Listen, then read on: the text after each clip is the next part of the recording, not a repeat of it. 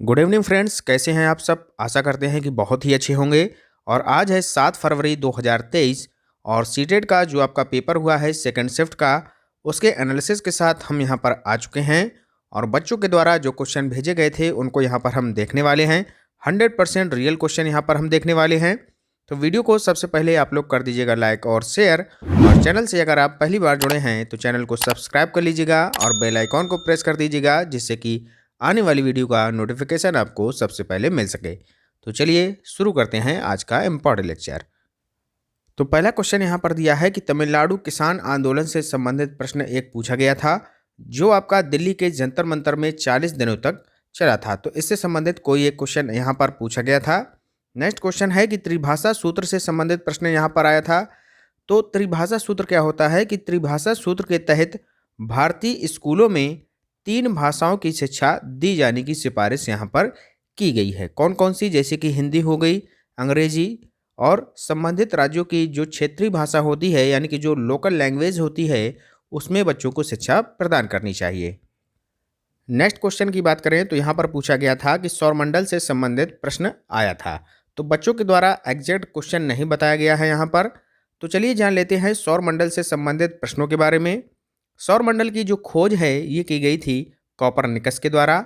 ग्रहों की गति का जो नियम दिया गया था ये केपलर ने दिया था। टोटल ग्रह कितने होते हैं? तो 8 ग्रह होते हैं। कौन कौन से? बुध, शुक्र, पृथ्वी, मंगल, बृहस्पति, शनि, अरुण और वरुण। ठीक है। अगर आपसे पूछा जाए कि सौरमंडल का सबसे छोटा ग्रह कौन सा होता है, तो होता है आपका बुध ग्रह। अगर आपसे पूछा जाए कि सबसे बड़ा ग्रह कौन सा होता है, तो हो जाएगा आपका राइट आंसर बृहस्पति ग्रह। अगर आपसे पूछा जाए कि सौरमंडल का सबसे बड़ा उपग्रह कौन सा होता है, तो ये हो जाएगा गैनीमेड। पृथ्वी की बहन और भोर का तारा या सांझ का तारा किसे कहा जाता है? तो शुक्र को कहा जाता है। और नीला ग्रह किसे कहा जाता है? तो पृथ्वी को जो है नीला ग्रह कहा जाता है। आगे देखते हैं नेक्स्ट क्वेश्चन। बहुभाषिकता हमारी पहचान भी है और हमारी सभ्यता व संस्कृति का अभिन्न अंग भी है। तो यही जो है खाली स्थान पर यहाँ पर भर दिया जाएगा। नेक्स्ट क्वेश्चन था भास्कराचार्य से संबंधित।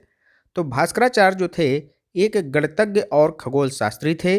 इनके द्वारा रचित ग्रंथ कौन था? तो ये था आपका सिद्धांत शिरोमणि, जिसमें लीलावती, बीजगणित, ग्रह गणित तथा गोलाध्याय नामक 4 भाग हैं। ठीक है। नेक्स्ट क्वेश्चन है, अगला क्वेश्चन देखते हैं। तो यहाँ पर पूछा गया कि प्रिंस चार्ल्स पर्वत कहाँ पर है? तो यह है आपका अंटार्कटिका में। थार मरुस्थल से यहाँ पर आपसे क्वेश्चन पूछा गया था कि ये कहाँ पर है? तो ये पड़ता है आपका राजस्थान में।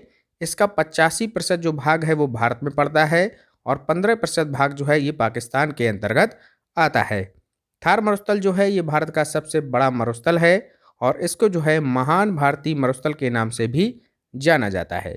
चलते हैं नेक्स्ट क्वेश्चन की तरफ। अगला प्रश्न है भरतनाट्यम कहाँ का शास्त्रीय नृत्य है? तो ये जो है तमिलनाडु का शास्त्रीय नृत्य है। अगर बात करें टोटल शास्त्रीय नृत्य कितने होते हैं, तो 8 जो है आपके शास्त्रीय नृत्य होते हैं। कौन कौन से होते हैं आइए जान लेते हैं। एक होता है आपका भरतनाट्यम, जो कि तमिलनाडु से संबंधित है। कथक हो गया, ये आपका उत्तर प्रदेश में है। कथकली जो आपका केरल से संबंधित है। कुचिपुड़ी आता है आपका, फिर ये आपका आंध्र प्रदेश से संबंधित है। मणिपुरी जो है आपका मणिपुर से संबंधित हो जाएगा। ओडिसी जो है ये आपका उड़ीसा से संबंधित हो जाएगा। और सत्रिया जो है बहुत पूछा जाता है, ये आपका असम से संबंधित है।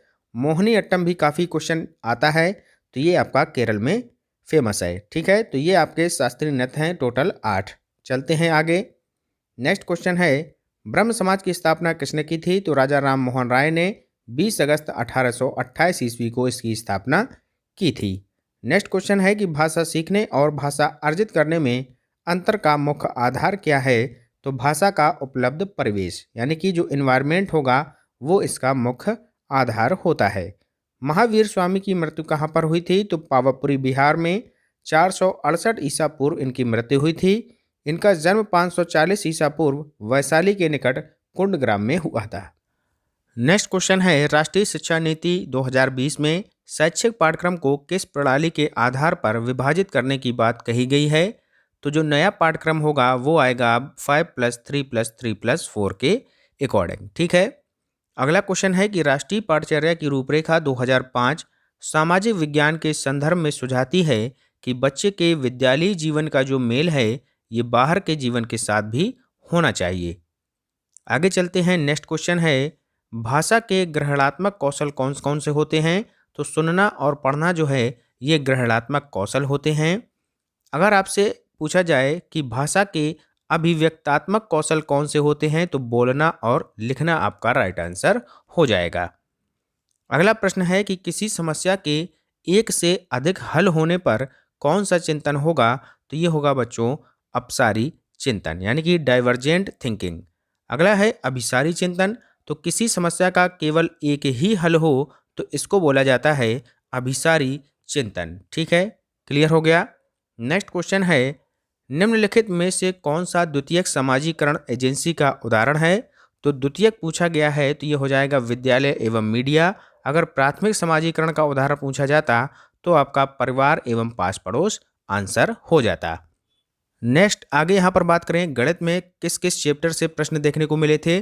तो यहाँ पर आए थे आज जो क्वेश्चन वो आए थे संख्या पद्धति से, घातांक हो गया आपका, करणी, माध्य, माध्यिका, बहुलक से प्रश्न पूछे गए थे, सरलीकरण, परिमाप, बीजगणित, त्रिकोणमिति, समचतुर्भुज, क्षेत्रफल, आयत।